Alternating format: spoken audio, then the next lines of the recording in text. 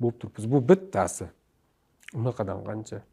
Ularni tabiiy yo'llar bilan yo'qotish, ya'ni nafsga qarshi tabiiy yo'llar bilan kurashishni ham omillari bormi? Misol uchun biz xalqimizda eshitganmiz, nosvoy chekuvchilar ayrim manbalarda haligi qanaqadir shirinlik bilan, ya'ni qanaqadir shirin qandlar bilan o'zlarini mana shunday holatdan bosib, keyinchalik shu jabhalarda yengib ketganliklariga ham bevosita eshitganmiz yoki guvoh bo'lganmiz. Ana shunaqa tabiiy yo'llarni ham aytib o'tsangiz. Kasallik agar kasallikka aylanmagan bo'lsa, tabiiy yo'l bilan chiqish mumkin. U kasallikka aylangandan keyin uni doktor zo'rg'a chiqaradi.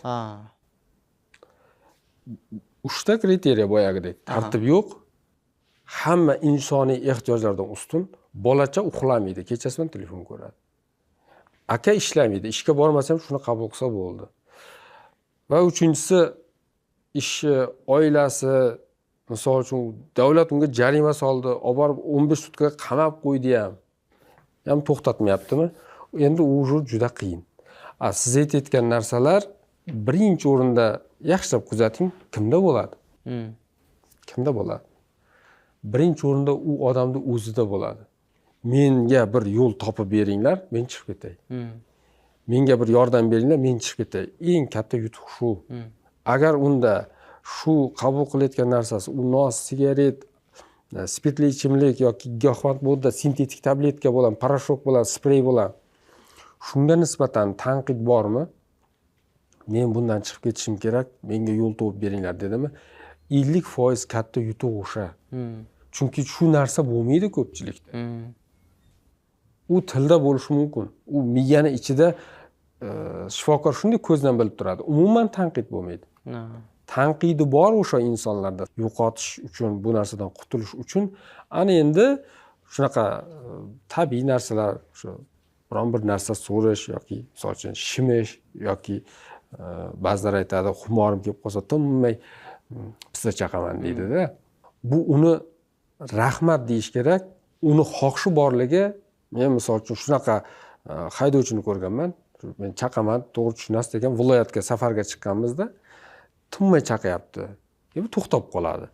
Sizni uxlamaslik uchun chaqayapti pistani desam, unaqaga o'xshamaydi dedim. Bir pat chaqib yuboryapsiz desam, men deydi yaqinda chekish tashladim deydi. Xumori keladi-ku, shu men rosa semichga chaqaman yaxshi ekan deydi, bosar ekan deydi. Keyin yelkasiga qoqib qo'ydim. Men dedim, mutaxassisman shu soha bo'yicha. Xursand bo'ling, sizda tanqid bor. Va o'sha tanqid sizni 50%, 60% ga tuzatdi. Qolgan 40%ni xudo xolasa doktorda ham ovora qilmay, davlat shifoxonasini ham ovora qilmay, jamiyatning boshqa vakillarini ovora qilmasdan bitta shu pista sotadigan xoladan pistani olib so'rab olasiz. Bemalol chiqib ketasiz. O'sha narsa bor. O'sha narsa bo'lsa, siz aytganda chiqib ketish mumkin. Tushuntira olgan bo'lsam. Tanqid paydo bo'ldimi? Bo'ldi, biz xursandmiz. Uni tortib chiqarib olsa bo'ladi. Tanqid yo'qmi? 20 ta odam olib keladi bemorni tuzatgan. 20 ta odam, dadasi, onasi, pochchasigacha kelgan. O'rtoqlari. Mana shu o'rtog'imiz, misol uchun o'sha Sherzodga yordam beraylik. Yomon tomoni o'sha Sherzodda yo'q-da, tuzalishga xohish. Yotadi, doktorlar uni tozalaydi, dezinfekatsiya qilib zaharli moddani chiqaradi, psixoterapevtlar ishlaydi, suhbatlashadi, tushuntiradi. Bu yoqda yo'q-da. Izolyatsiya qilib davlat yopib qo'ygan, tashqaridan u xohlagan narsa kirmaydi, hamma xohlaydi. Lekin Sherzod xohlamaydi. Chiqarasiz, qaytib keladi. O'shaning uchun o'sha tanqid juda muhim rol o'ynaydi. Psixoaktiv moddalarga. Endi u tanqid qanday paydo bo'ladi? Yana birinchi mavzuga qaytamiz. Oilada bo'ladi. Bir kun baribir farzandingiz sizdan so'raydi bu narsa haqida. Shu mavzu haqida suhbat bo'ladi uyda baribir. Shunda siz o'sha vaqtda unumli foydalanib, chiroyli qilib tushuntirib qo'ying. Bu ishni boshi rosa chiroyli, oxiri juda xor. Buni mutaxassisdan so'rasang ham, qo'lingdagi telefondan kirsang ham, bu narsa kasallik hisoblanadi.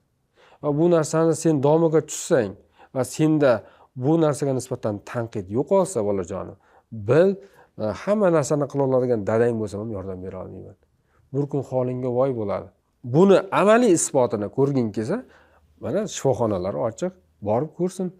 Ko'r nima qilib yotibdi odamlar. So'ragin. Bu yoqqa kelguncha qanaqa yashagan, oilasi qanaqa edi, hayoti qanaqa edi, endi qanaqa bo'ldi. Va yomon tomoni, tanqid qilmaganlar qayta kelganlarni ko'rasiz. 2 marta, 3 marta shifoxonada bordik, gaplashsak, birinchi marta kelgan bemor aytadi. Men deydi, Xudo xolisa chiqib ketaman doktor deydi. Yana gaplashgandan keyin chiqib ketaman doktor deydi. Nima bu savolni qaytaryapsiz? Sizni shundan chiqarish uchun harakat qilyapmiz desam, men palatadoshim bilan gaplashuvdim, 4-marta kelyapman deyapti-da. Men aytdim, xursand bo'ling dedim. Shuni 4-marta kelganidan sizda hadik paydo bo'lyaptimi? Demak, sizda qalbingizda o'sha narsaga nisbatan hali bor, qarshi turadigan immunitet. O'sha narsani yo'qotmang, inshaalloh chiqib ketasiz. Doktorlar bu yoqdan, jamiyat bu yoqdan va yana bir narsani ilova qilib ketaman. Buni hozir avtorlari esimdan chiqib qoldi. Mana Vyetnamda internet daniylarda ham bor-da. Vyetnamda Amerika soldatlarining ko'pi narkoman bo'lib ketgan. O'shanda chiqargan odamni yutug'i qanday chiqarib yubordingiz deganda, Amerika soldatini orqaga qaytarganda umuman biz boshqa muhitga tashlaganmiz. Umuman eski billa hamtovoqlari eng yaqin shu billa xizmat qilgan xizmatdoshidan ham uzganmiz degan. U umuman boshqa muhitga, o'zini Floridasiga, o'zini Texasiga qaytgan. Va umuman boshqa muhit. U yerda topish ham qiyin, u yerda hayot boshqacha, u yerda insonlar boshqacha. O'sha narsa orqali ham chiqarganmiz deydi. Buni ham bir tajribaviy narsa sifatida olsa bo'ladi. Chiqardingizmi? Bo'ldi, o'zgartiring. O'rtog'ini o'zgartiring. Borayotgan mashg'ulotni o'zgartiring, kerak bo'lsa kasbini o'zgartiring, joyini o'zgartiring. U yerda nimadir bor unga keladigan informatsiya. Uni ozgina nozik nuqtasiga qarab beradigan joyi bor. O'sha narsani ham o'zgartirish kerak. Bu ham bir kurashishning bir yo'li.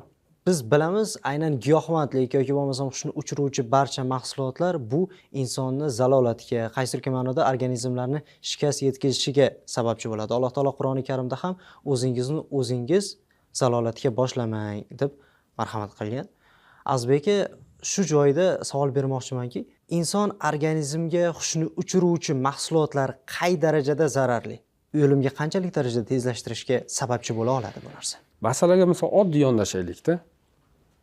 Juda murakkablashtirib tashlash shart emas. Albatta. Qarang, o'zi aslida sizga, menga, siz bilan menga o'xshagan insonlarga to'xta, qabul qilma degan shuni o'zi yetadi. Otangizni, ishxonada boshlig'ingizni buyrug'ini qanchalik bajarsangiz, shuncha sizga yaxshi. Qanchalik bajarmasangiz, shuncha sizga yomon. Oddiy, logik misol. Sizga shu narsani qabul qilma, aqlda faromush qiladigan narsani qabul qilma, bu yomon dedimi, shuni o'zi asli yetadi. Uni hikmatini, tagidagi ma'nosini izlash shart emas. Mayli kimdir izladi. Nima uchun qabul qilma dedi, nima zarari bor desa, shifokor sifatida aytaman. Ikkita zarar. Birinchisi ruhiy, ikkinchisi somatik, tanada. Intoksikatsion sindrom tanani zaharlaydi. Abstinensiya sindromi. Qabul qilmasangiz butun tanada o'shani xohlaydigan belgilar, qon bosim oshish, tushish, tanadagi titroq, og'riqlar, noxush hislar beradi. Amnestik sindrom. Sekin-asta xotira ketadi bemorda. Psixotik sindrom. Sekin-asta tovush ham eshitasiz, narsa ham ko'rishni boshlaysiz. Bu tanada bo'layotgan o'zgarish. Uni jigarni o'ziga qilib ko'ring, bosh miyasini MRT qilib ko'ring. Qancha zarar. Bu bitta. Ikkinchi qismi degradatsiya lичности deyiladi. Shaxsni yeb qo'yadi. Oddiy o'zimizni o'sha yaxshi ko'raman.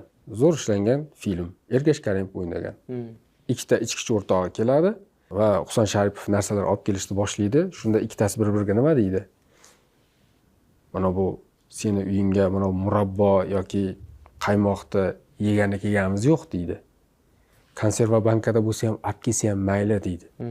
Bu nima degani? Qarang. Noz ne'mat chiroyli narsalar turibdi-da. Kerak emas deyapti. Menga o'sha konserva bankada bo'lsa ham quysin, o'sha og'uni bersin menga. Degradatsiya lичности shunday bo'ladiki, siz biz chiroyli joyda oshna og'ayni bilan hangoma qilib, tabiat qo'ynida o'tirishni yaxshi ko'ramiz. Bu sog'lom fikr. Ha? Oila, to'y qilamiz, biz shuni xohlaymiz. Bu sog'lom xursandchilik. Kasallikda o'sha narsa yo'qoladi. Misol uchun alkogolizmda, psixiatriyada nravственный этический defekt degan narsa paydo bo'ladi. Bemor chiroyli kiyinib, zo'r kiyinib, chiroyli davrada bir to'yda oshna og'aynilar bilan yaxshi birga bir oshni yeb, mevalardan yeb o'tirishdan ko'ra, unga farqi yo'q. Oshna og'aynim, anu narsa bo'lsa bo'ldi, konserva bankada bo'lsa bo'ldi. Zo'r ishlanganda, o'sha ikkita odamda shunaqangi defekt bergandan keyin unga hech narsa qiziq bo'lmay qoladi. Murabbo ham, qaymoq ham qiziq bo'lmaydi. Bu uning ikkinchisi. ikkinchi beradigan zarari. Qiziq tomoni, buni bemor hech qachon sezmaydi. Chunki u ruhiy bemor. Shuning uchun ham narkologiya psixiatriyaning ichida. Tanqid yo'q, ahvoli og'irlashayotgani, ishlari orqaga ketayotganligi ham tanasida, ham shuurida, fikrida orqaga ketayotganini sezmaydi. Va shu uchun jarga qarab ketaveradi. Shu qabul qilsam bo'ldi, topsam bo'ldi deb ketaveradi. Mana shu narsani boshi nima ekan? To'xta bo'ldi. Aqlda faromush qilyaptimi? U ichkilikmi, u chekkilikmi, tomirdan qabul qilaman, tabletkadami, spreydami, aqlingni faromush qilyaptimi? Do'stim to'xta. Seni bir kun o'rgatadi. Bir kun qabul qilishga majbur qiladi. Bir kun qabul qilish uchun sen hech narsadan qaytmaysan. Sen o'zingga va senga mas'ul bo'lgan hamma insonni o'zing bilan qo'shib choqqa tortib ketasan degani. Uni qisqagina qilib to'xtash kerak. Hikmatini so'rasangiz, mana shu ikkita narsa ham tanaga, ham ruhiyatga zarar beradi. Rahmat Azizbek aka, shu o'rinda psixoterapevt sifatida yurtdoshlarimizga o'z xulosalaringizni bildirib o'tsangiz.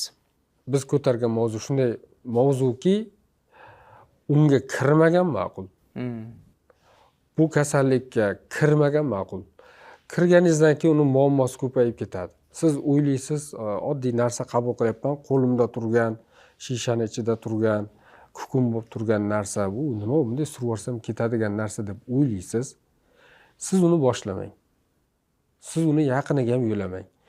Bizda boshqa usuldan ham tanaga rohat beradigan narsalar juda ko'p. O'sha narsalardan rohatlaning, haloldan. Bu narsani boshlamang. Bir kun boshlaysiz, ishoning, qutini ichida turgan tabletka ham, o'sha turgan kukun ham, sprey ham, idishni ichida turgan narsa ham faqat sizni boshqaradi. Yomon tomoni, sizni boshqarayotganini siz bilmaysiz. Shu narsa bilan yakun topadi. Shuning uchun tavsiya berardim, yaqinlashmang. Hayotda boshqa narsalar ham ko'p, yaxshi narsalar. Shular bilan ovora bo'lish kerak, shular bilan mazza qilib yashash kerak. Azizbek aka, avvalo bugungi tashrif uchun va qolaversa juda ham kerakli bo'lgan fikr mulohazalar va tavsiyalar uchun Ziyo Media Markazi ijodkorlar nomidan o'zimizni cheksiz minnatdorchiligimizni izhor qilamiz. Aziz muxlislar, bugun giyohvandlik umr zavoli mavzusida suhbat olib bordik. Kelgusi dasturlarimizga qadar o'zingizni ehtiyot qiling. Xayr, salomat bo'ling.